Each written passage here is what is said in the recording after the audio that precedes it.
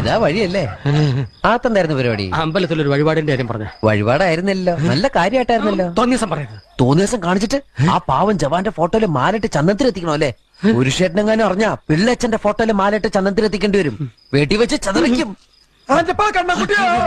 നാട്ടുകാരെ വിളിച്ചു കൂട്ടിട്ട് മോൻ എന്ത് കിട്ടും? എനിക്കൊന്നും കിട്ടില്ല, പിള്ളേച്ചന് കിട്ടും. നല്ല അസല് പുതുക്ക്, വലിയ നിലവിലുള്ള ആളല്ലേ, എല്ലാരും ഒന്ന് അറിയട്ടെ എന്ന്. നീ എന്റെ മാനം കളയരുത്. നിനക്ക് എന്ത് വേണേലും ഞാൻ തരാം. എന്ത് തരും?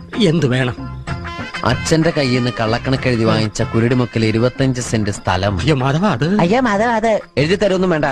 അവിടെ ഇത്തവണ എനിക്ക് വിത്തർക്കണം, അതെന്റെ ഒരു മോഹം. ഞാൻ പടവല വിട്ടിരിക്കുക. ആയിക്കോട്ടെ, അത് വിറ്റ് കഴിഞ്ഞാൽ എനിക്ക് വിത്തർക്കാലോ. ഇറക്കാം. പുറപ്പാടാം. പോകാൻ വരട്ടെ. ഇതൊക്കെ മറക്കാതിരിക്കാൻ ഞാനൊന്നും കൂടെ തന്നാലോ? വേണ്ട, ആരും കാണൂല. വേണ്ടെന്നേ. എന്നാ ചാടിക്കോ മോനെ.